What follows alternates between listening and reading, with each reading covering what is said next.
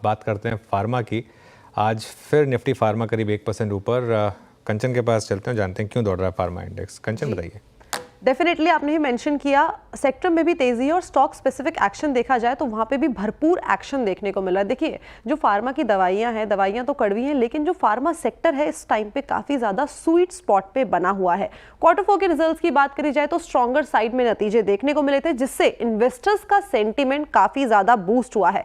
नए प्रोडक्ट हम देख रहे हैं, कंपनीज जो है वो लगातार लॉन्च करती जा रही है, जो कि कंपनीज की ग्रोथ को एक अच्छा खासा सपोर्ट दे रही है। यही नहीं बल्कि जो बायोसिमिलर्स है उनका जो पाइपलाइन है वो भी स्ट्रॉन्गर साइड में बना हुआ है, जो कि लॉन्ग टर्म के ग्रोथ पर्सपेक्टिव से काफी ज्यादा स्ट्रॉन्ग है। यही नहीं बल्कि अगर हम यूएस टैरिफ की बात करें तो शॉर्ट टर्म में तो वो हमारे मार्केट को थोड़ा सा वॉलेटाइल कर सकता है, लेकिन जो इंडिया है उसका कॉस्ट एडवांटेज इंटैक्ट है। साथ ही साथ जो इंडिया का पास थ्रू मैकेनिज्म है वो भी एक तरीके से जो कंपनीज का प्रॉफिट है उसको काफी ज्यादा बचाता हुआ नजर आ रहा है।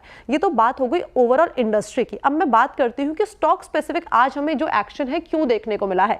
सबसे पहले बात कर लेते हैं डॉक्टर रेड्डीज की। देखिए, इन्होंने टाई अप किया है एल्वोटेक के लिए, जो इनकी बायोसिमिलर दवाई है कीट्रूडा, जो कि बेसिकली इस्तेमाल होती है कैंसर के इलाज के लिए। कीट्रूडा का अगर हम ग्लोबल प्रेजेंस देखें तो काफी ज्यादा रोबस्ट है और 2024 में कीट्रूडा से करीब करीब $30 बिलियन का जो रेवेन्यू है वो जनरेट होता हुआ दिखाई दिया, तो काफी बड़ी डेवलपमेंट है। साथ ही HSBC ने जो इनकी रेटिंग है उसको अपग्रेड कर दिया है। पहले होल्ड बोला गया था, अब बोल दिया है कि बाय कर लीजिए। टारगेट प्राइस को भी यहाँ पे अपग्रेड करके 1445 का कोट कर दिया गया है। यही नहीं बल्कि LIC ने भी जो अपनी होल्डिंग है उसको यहाँ पे बढ़ाया है, यानी कि इंस्टीट्यूशनल की तरफ से भी एक स्ट्रॉन्ग पोजीशन बनती हुई दिखाई दे रही है। इसके अलावा अगर हम बात करें ल्यूपिन की या फिर हम बात करें जाइडस लाइफ साइंस की, तो देखिए यूएस कोर्ट ने बायोमेट्रिक केस में जो स्कोप एक्सपैंड है उसको और भी ज्यादा एक्सपैंड कर दिया है, यानी कि परमिशन दे दी है कि इस टाइम पे जो लड़ाई चल रही है उसको आप चलाते रहिए, जो कि बेनिफिशियरी है दोनों के लिए, ल्यूपिन के लिए भी और जाइडस के लिए भी, बिकॉज जो इनका एट रिस्क लॉन्च है उससे जो पेनल्टी का रिस्क है वो और भी यहां से कम होता हुआ दिखाई देगा। इसके अलावा एक्सिस कैपिटल ने अपना यहाँ पे व्यू दिया है, ल्यूपिन में खरीदारी की राय दी और टारगेट प्राइस जो कोट किया गया है 2500 का है। और बिंदु फार्मा में भी अगर हम एक्सिस सिक्योरिटीज की माने तो उनका कहना है कि खरीदारी कर लीजिए। टारगेट प्राइस 1500 रुपए का दिया गया है, क्योंकि उनको आउटलुक बहुत स्ट्रांग लग रहा है और जो कंपनी की पाइपलाइन है वो भी काफी ज्यादा स्ट्रांग है। बाकी के अगर आप फार्मा स्टॉक की बात करेंगे तो कैचअप रैली वहां पे भी देखने को मिल रही है।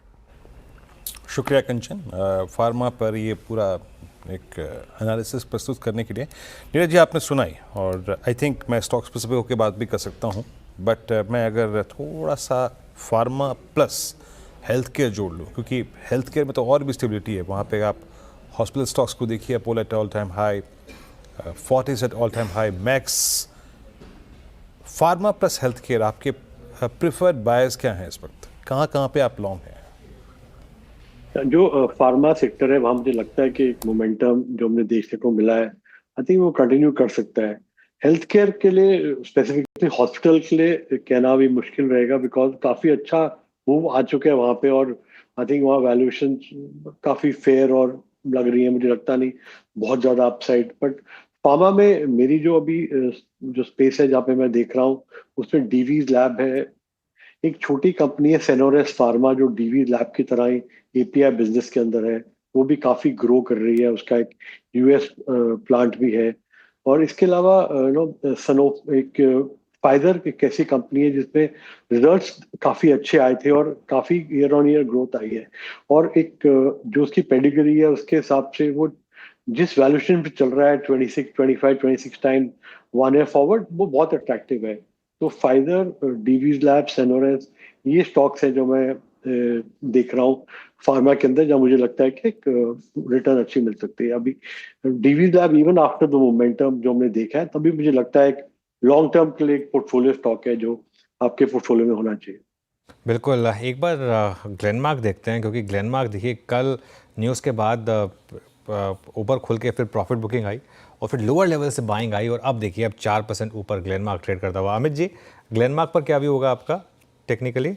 जी अनुज जी, काफी स्ट्रॉन्ग व्यू है यहाँ पे। जिस हिसाब से ब्रेकआउट आया है, लगभग 1620 तक के टारगेट्स बनते हैं। स्टॉप लॉस लगभग हम 1560 का रखेंगे। जिस हिसाब से देखा जाए लास्ट स्विंग हाई भी यहाँ पे निकाला जा रहा है, तो काफी एक बेहतरीन स्ट्रॉन्ग स्ट्रक्चर है which is backed by volumes. In fact 10 बजे के शो में ग्लेनमार्क मेरा एक बाय कॉल भी था। ओके, 10 बजे के शो में बाय कॉल भी था अमित जी का, तो वो रिमाइंड करा दिया अमित जी ने। अच्छा।